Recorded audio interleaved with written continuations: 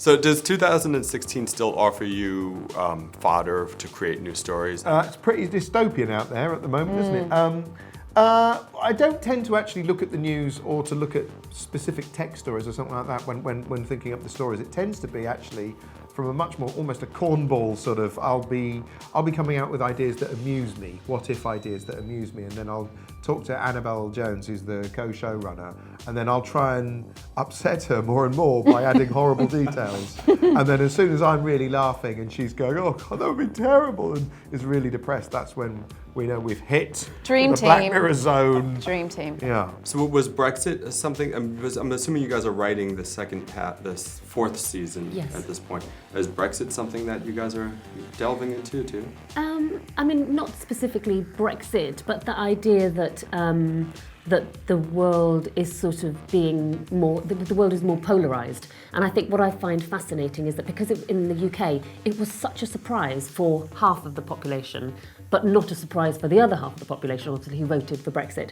And I think in the former camp, people were so shocked in a way that you sort of think, how can we be so shocked about what we all think? Mm-hmm. And I think it's because we're being fed all the same stories, you know. So when we go on our news site, we have filtered the news that we want. We're being fed the stories and opinions that we want. So we're all sort of living in a little bubble, even though we're meant to be living in a technological age where opinions are diverse and shared across the world. But you're still going to read what you want to read. You're going to see what you want to see. And it's being fed to you in a more increasingly, you know, polarized way. Yeah.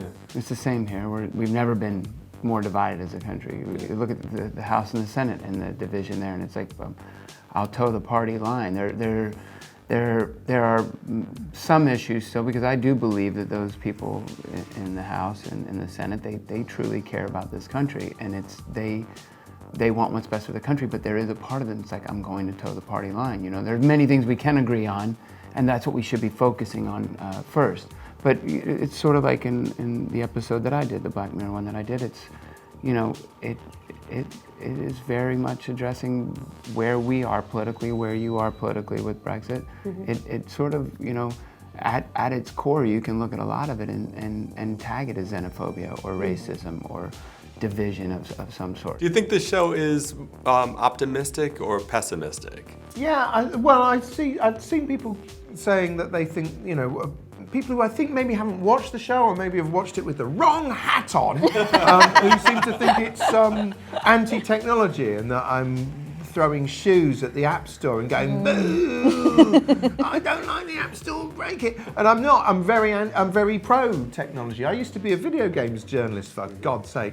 You know, when I'm writing the episodes, I take breaks to go and play games. Do you? Oh yeah. There you go. It's a good psychological. Subliminal. Have a cookie because you've done that one. Yeah. Good boy. Yeah. Play Doom. Yeah. And so, you know, it's very pro-technology. It's you know, if I was writing a series about the supernatural, you wouldn't say, why do you hate ghosts? Yeah, that's interesting. What's wrong with people?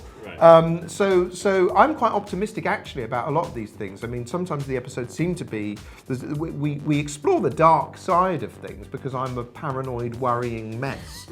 And so that's how that comes out. That's just therapy. But generally, I think that technology is an absolute miracle. You'd have to be an idiot to want to turn back the clock. Right. A clock is technology. Right, there you go.